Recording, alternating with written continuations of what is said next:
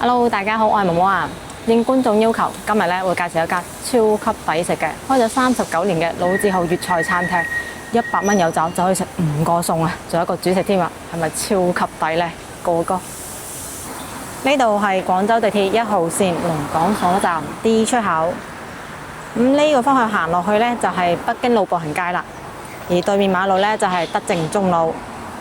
我哋之前呢，都詳細拍過一期美食掃街㗎。呢條路一直去到文明路都係有超級多嘢食㗎。如果過嚟北京路嘅話呢，係非常之值得逛一下㗎。嗱，呢個方向行落去呢，就係龍崗所啦，係以前番禺學宮嘅舊址啊。我都詳細介紹過啦。再一直行落去呢，就係可以去到東濠涌、烈士陵園、東山㗎啦。咁我哋要食嘅餐廳呢，就向呢個方向。呢條路呢，係叫做德政北路啊。我哋就一路行過去餐廳，一路同大家介紹下呢邊啦。呢度咧屬於老廣州城嘅中心區域啊，所以綠化係非常之好嘅。啲樓咧都比較矮啊，舊建築幾有韻味嘅。一樓大部分都係騎樓啊，依家同以前肯定有啲唔同噶啦。沿途咧係整咗好多壁畫㗎，因為最初期華龍動物醫院即係華大分院啊，係開響德政北路呢度㗎。所以咧就吸引咗好多寵物醫院咧，都喺呢度開店啦。咁啊，自然咧呢度就成為咗廣州最早期嘅寵物街啦。到依家都仲係有好多呢啲寵物醫院㗎。咁仲有好多老嘅建築啊，睇到佢係紅牆啊、黃瓦咁樣㗎。咁而家住咧大部分都係本地嘅退休老人啦，所以咧係比較安靜嘅，好少人過嚟行㗎。兩邊嘅綠化咧係好足，啲樹好大棵啊，而且好茂盛啊。咁呢條巷咧係叫做養生環啊，咁再行入去咧就係養生後啦。嗱，好耐以前咧呢度係叫做養生里嘅喎。野史記載咧，清代嘅時候就有一位90歲嘅壽星老人住喺呢度㗎。因為呢位老人好擅長星相術啊，咁就有好多人過嚟揾佢觀星算命啦，所以就叫呢度做養生里啦。養生環嘅對面咧就係龍崗所紀念館啦，亦都係依家嘅兒童圖書館啦。咁我哋睇翻呢邊啦，已經見到有好幾間餐廳噶啦。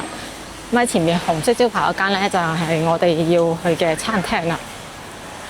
佢咧就係食為先啊，39年老字號。不過喺去食之前咧，我哋就先介紹埋旁邊嘅雅荷堂啦。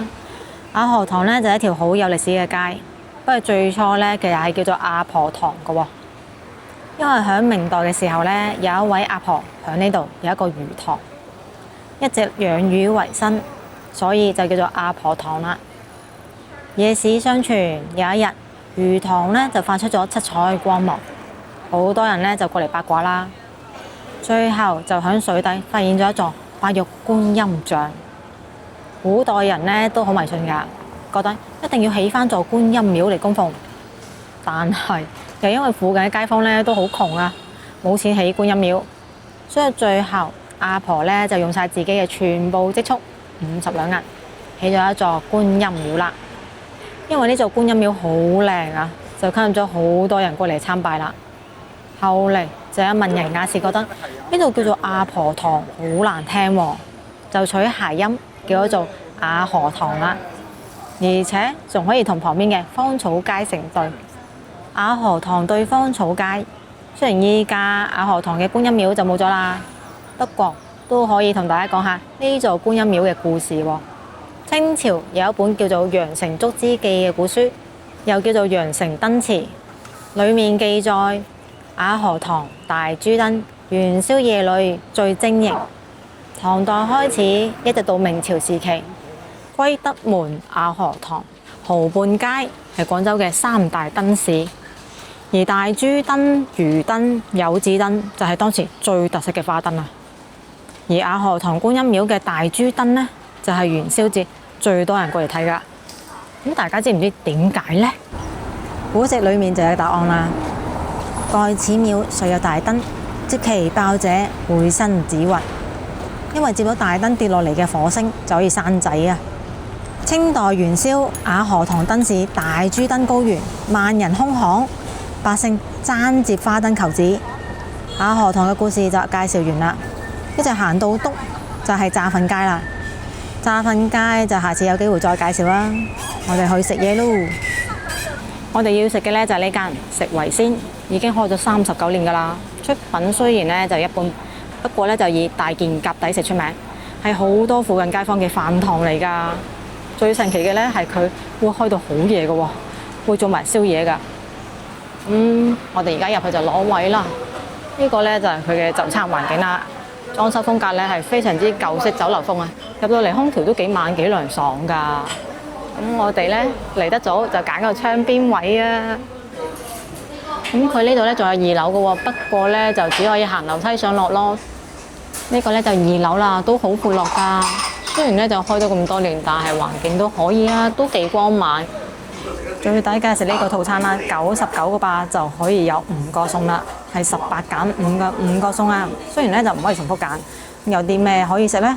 有骨腩湯啦，有雞、焗海蝦、肉鬆、椒鹽海鮮菇，仲有得蒸勝瓜、炒海鮮、番茄雞蛋、豬潤煲、黃花菜雲耳浸雞雜、清蒸紅辣魚，仲有得牛丸骨胡椒煲淋蘿蔔、燒汁炒生寶、啫啫牛蛙、豬潤水浸芥菜、滷水鵝掌拼肥婆叉燒、勝瓜鹹蛋肉鬆炆米粉、蝦醬啫豆角、涼瓜炒鱷魚腸、桂花炒素魚翅，咁仲會贈上一個香煎葱油餅嘅，呢個呢就主食啦。咁我哋呢係揀咗半隻雞啦、焗海蝦同埋蒸條魚，仲有個啫啫牛蛙，仲有呢就係滷水拼盤啦。嗰個牛蛙呢同埋嗰個雞啊、魚啊，係附近街坊非常之推薦嘅。我落單時呢，隔離啲阿姨就話：嗱，記得啊，想食嘅話一定要蒸條魚啊，呢條魚好正啊！仲有啲蝦呢都好新鮮㗎。我好期待啊！100蚊食5個餸，仲要講到出品咁勁。重點要講一點，抵食唔代表好食，食材始終係1分錢1分貨㗎。你有時見到間餐廳好旺喎，旺到排晒隊喎。特別係本地退休嘅哥哥姐姐排隊嗰種啊，好多時呢只係特別平，好過自己煮飯啫，而且仲可以嘆空調，唔係話出品有幾唔好食啊！大家要分清楚喎。所以呢，我會喺影片嘅下邊嗰個簡介裏面呢，同埋頂置留言裏面呢，分別會對食物同埋價格做評分㗎，大家可以留意一下㗎。滷水掌翼拼肥婆叉燒，份量都唔細喎，嗱都有咁大下㗎，唔少嘢㗎，齋叉燒啊都有6件啊，睇上去好厚添啊！俾大家睇睇，都香嘅，有豉油香味嘅。咁樣嘅叉燒都肥瘦相間㗎，上面呢層呢，嗱咁樣脆脆地嘅，質感都可以吧。99蚊有5個餸加個主食喎，呢個質感埋唔埋單先，得唔得先？睇完咗叉燒，睇睇呢個滷水掌翼啊！嗱，有雞腳啦，咁樣仲要係切開咗嘅，幾方便食嘅感覺，質感都係咁幾好下㗎，有光澤，聞上嘅豉油香味呢就幾吸引啦。仲有呢就係鴨掌翼啦，都幾多元化㗎，一味餸有幾種口感可以揀啊！仲有啲鴨掌添啊！嗱，真係夠晒多嘢可以食啦。不過鴨掌呢就冇雞腳咁樣切得咁細嚿啦。就要拎一拎咯，雖然係拼盤啫喎，但係上嚟係有少少溫度嘅喎。咁除咗有呢啲滷水掌翼叉燒之外呢，仲搭咗啲花生嘅，咁啊試一試味道啦。開餐先試佢嘅叉燒，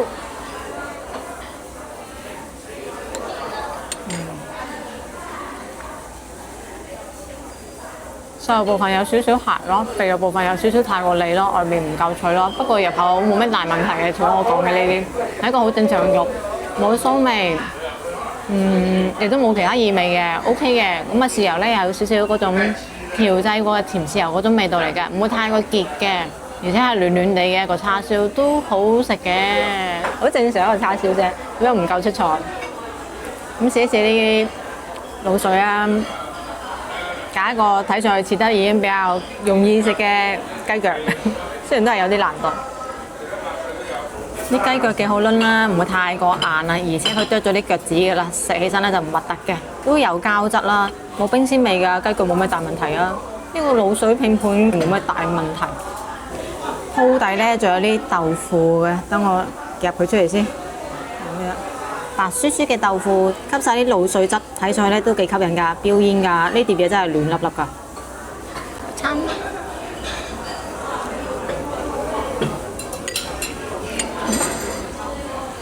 其實呢個出品真係唔差喎。佢嗰其實滷水汁嘅味道調得幾好啊，少少地咁甜啊，唔會太過結啊，幾融入到啲肉香入邊。而且呢個豆咧係呢個豆腐係有豆香味㗎，夾埋一齊係 OK 好食㗎。我覺得真係冇咩大問題喎，先為到20蚊一個餸啫喎，好抵啊！絕對比好多嗰啲街邊盒飯鋪好好多啊！即係咁嘅環境喎，裝修靚㗎，夠光猛㗎，有空調㗎。食埋啲花生啦，係啊，連花生都係脆嘅喎，冇咩問題，幾好食啊！香煎葱油餅就係我哋嘅主食啦，咁大概咧其實係4個葱油餅嘅，全部咧都係幫你對半分開咗噶啦。睇呢個餅嘅質感啦，佢都係熱熱地嘅喎，唔係冰冰凍嗰啲嚟嘅喎。底面係烘過嘅，有啲咁多嘅油啫，都幾厚㗎，所以呢4個咧份量都大㗎。細食啲嘅話咧，4個人過嚟食咧都可以食得飽㗎啦。如果大食嘅話，咪3個人過嚟食咯，都冇問題㗎。試試啦。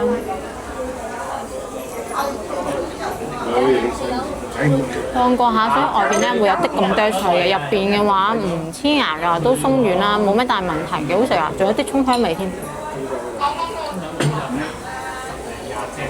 咪就煮做街坊生意嘅酒樓嘅出品嘅葱油餅咯，真係冇咩大問題。食落去其實比想象中會更加乾爽啲嘅，睇上去會比較油，食上去咧唔會太過油嘅。起碼我而家唔覺得油口嘅咯。四圍鮮嘅出品又真係幾抵食喎，無論係主食定係啲餸啊，都冇咩大問題㗎，性價比高㗎。醉牛蛙嚟到又真係現場開蓋嘅喎，仲要幫你炒搞一搞，唔黐底啊！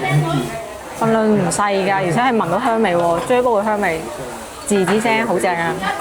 擺咗啲洋葱啊，同埋啲葱落去嘅，有啲蒜添，真係幾正喎！先圍到20蚊一個餸啫喎，唔該晒，好靚喎，好得喎，大家睇睇，都幾多肉㗎，唔係淨得配料嗰啲嚟㗎，啲蛙咧都唔細隻㗎喎，幾大隻髀啊！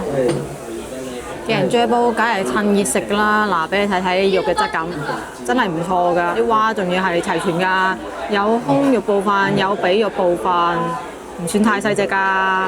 即係20蚊一個餸啫喎，都有咁多肉咯喎。睇上去呢肉都係有汁㗎，最緊要呢個追煲唔會水汪汪啊嘛。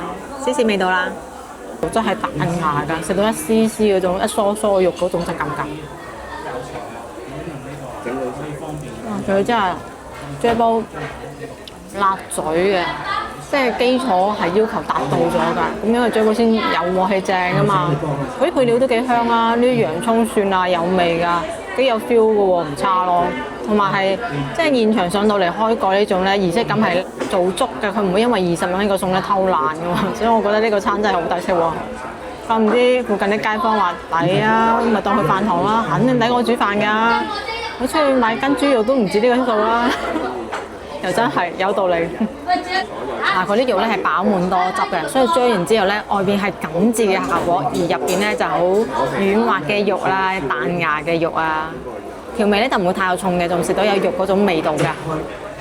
脆皮雞半隻，配咗一個甜酸醬嘅，咁睇睇呢隻雞啊，份量都唔細喎。嗱，有少少溫度嘅辣手嘅，哇！呢個係髀啊。嗱，個外邊嘅皮咧係比較緊緻嘅，入邊嘅肉咧飽滿㗎，而且冇咩皮下脂肪啊。啲肉咧都幾靚嘅，多汁㗎喎。呢隻髀拎上手咧，陣皮係脆嘅添啊。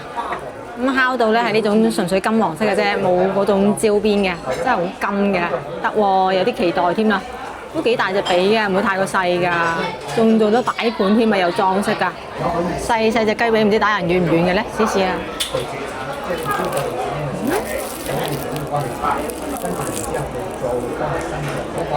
外面嘅皮咧係真係脆㗎，入邊肉係真係有汁㗎。雖然差少少雞味價，升上去唔肥，所以食落去咧係冇問題㗎。比預期真係好食好多。食落去咧係有烤雞嘅香味啊！咁佢隻雞咧係冇點樣醃過啊，或者浸過啲咩嘅，所以味道咧就本身雞嘅味道比較清淡嘅，就係皮嗰度咧有啲香脆感嘅咋，同埋有嗰個烤過嘅嘢食嘅香味喺度。咁建議咧食嗰陣時就點一點甜酸醬啊，會更加有風味嘅。嗱，呢個咧就佢雞胸肉啦，真係仲辣手㗎喎。你睇睇啲纖維質感先，咁樣嘅都唔會太過乾嘅，而且佢唔會切得太大嚿。不過雞胸肉咧就一定要點嗰個甜酸醬啦，如果唔係個味道就太齋啦。就點一點試一試啦。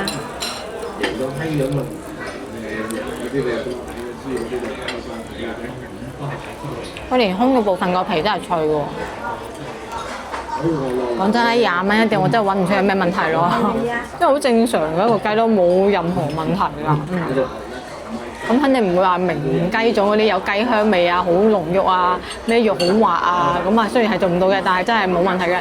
起碼係呢種平價酒樓啊、餐廳入邊嘅，佢已經係好有誠意嘅出品嚟㗎，冇任何技術上嘅問題嘅。食材差啲咁大把嘅啫，但係仲要唔係嗰啲好差嘅食材，係盡力俾咗你㗎啦，絕對係性價比拉滿嗰種好高啊！即係附近街坊嚟真係〜嗰個心出嚟支持嘅，唔係純粹食一次唔回頭嘅，佢係有回頭嘅，出品係滿意嘅 ，OK 嘅，對得住價錢又得。金蒜鍋巴焗海蝦都有成10幾隻大蝦㗎，唔係講笑，係真係大嘅隻蝦，感受一下。嘿，大蝦價到夠晒大隻，係咪先？而且呢個焗咧會焗到佢有少少窿邊位咁樣嘅，睇上去嘅個殼收縮咗㗎啦，就幾香脆嘅感覺嘅。入邊嘅肉咧應該都夠晒入味㗎啦。咁除咗有蝦之外咧，仲有啲鍋巴㗎。調味嘅話咧就擺咗啲紅椒啊、青椒咁樣㗎，仲有啲豆豉添啊。睇上去幾靚㗎。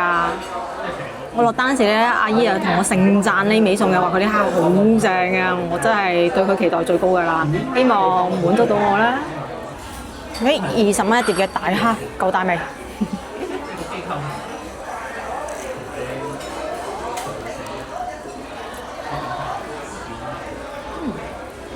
焗得透喎，外面層皮咧係連埋一齊食都冇問題㗎，係真係完全冇問題。佢唔攝牙，一咬就碎㗎啦。係嗰種好似人哋嗰啲幼蝦嗰種啊，啲皮係好似張紙咁樣咬就爛㗎，所以冇問題㗎。入邊嘅肉咧係緊實㗎，一啲都唔會冇明顯嘅酸味，就係調味稍微辣咗少少，真係有啲辣，好勁啊！噴火啦，即係想飲冰可樂嗰種有啲辣咯，但係幾過癮嘅，唔差嘅。連阿姨都話抵食好食嘅蝦，其實佢嘅水準大家都心中有個數啦，真係唔會太過差㗎，係可以㗎呢個蝦。最緊要真係肉質夠緊實，就證明佢係新鮮㗎嘛、生㗎嘛。我呢個食品安全㗎，唔好睇住20蚊一碟蝦會好差，佢真係冇問題。我先20蚊啫喎。呢啲鍋巴都唔差㗎，而且咧係有米香味嘅噃，味道咧就有少少似米通啦，口感都幾香脆下㗎。不過咧佢又比較大嚿，比較厚啊，所以咧就比較似嗰啲比較硬嘅薯片啊，需要啲牙力比較好嘅人咧先咬得開佢啊。不過夠厚咧都有好處嘅，就係長時間咧都係 keep 住脆嘅，所以都幾好食㗎。個米香味幾正。清蒸紅臘魚，哇！先為到20蚊一個餸都咁有排場，呢條魚係好大條㗎，嗱。手臂大啊，好誇張㗎！咁上面咧係灑咗好多嘅葱嘅，睇睇呢條魚蒸得係夠熟㗎，嗱冇問題㗎，輕易咁樣撥得開㗎啦已經，飆緊煙啦，滾熱辣上嚟㗎，而且碟都係辣手㗎。咁睇夠咗就可以開餐㗎啦。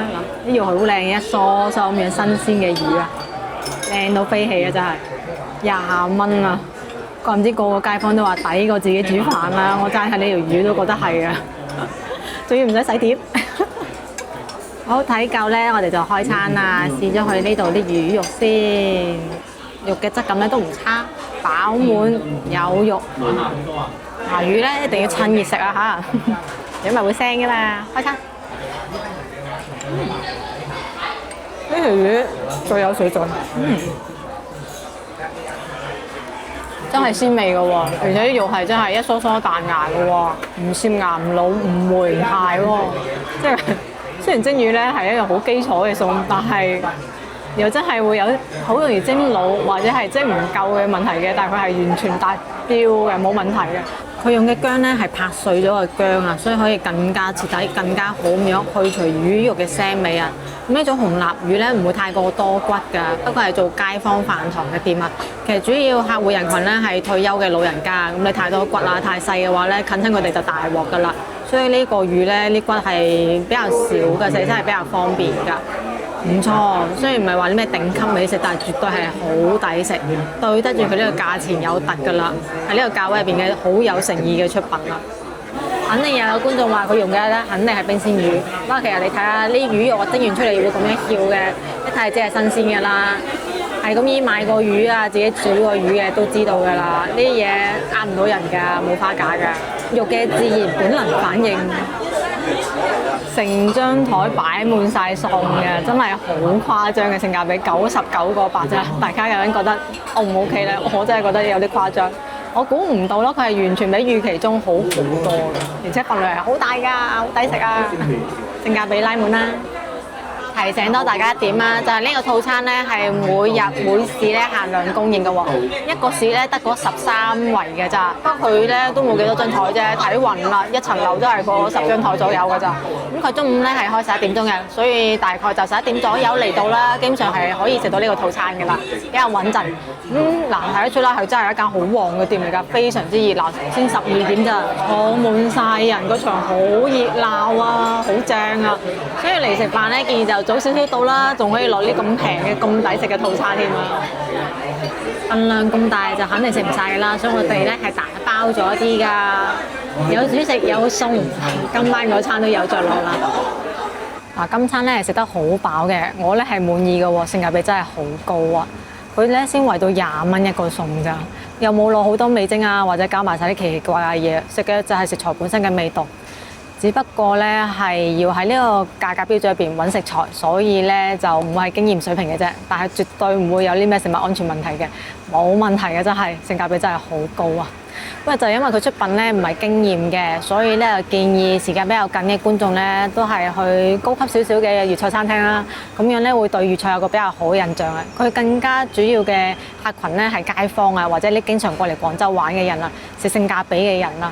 佢係做緊性價比咧做到極致㗎啦，而且咧佢有個好大嘅優勢，就係佢喺市區嘅市中心，比較近地鐵站啊，仲有好多性價比較高嘅餐廳咧，佢嘅位置咧唔係比較夾攝，就係直頭冇公共交通，所以咧都比較難介紹嘅。不過咧就要記得啦，呢個套餐咧係佢個飯市限量㗎，佢係薄利多銷，吸引街坊多啲過嚟幫襯㗎咋，所以想食嘅咧就要早少少嚟啦。咁我覺得食為先已經叫做好攞個良心出嚟做性價比嘅啦，有興趣嘅可以試一試嘅，只不過就特定人群咯，唔係個個嚟旅遊嘅都適合咯。咁如果你話再想揾啲性價比更加高嘅餐廳，我覺得就有啲唔現實啦，建議食多2嚿大頭菜啦。今期影片咧就到呢一度啦，中意個影片想食地道菜式嘅，記得關注頻道啊，點個 like 啊，可以俾身邊嘅朋友仔，仲有打開小鈴鐺，有新影片會第一時間通知你㗎。咁我哋下期見啦，拜拜。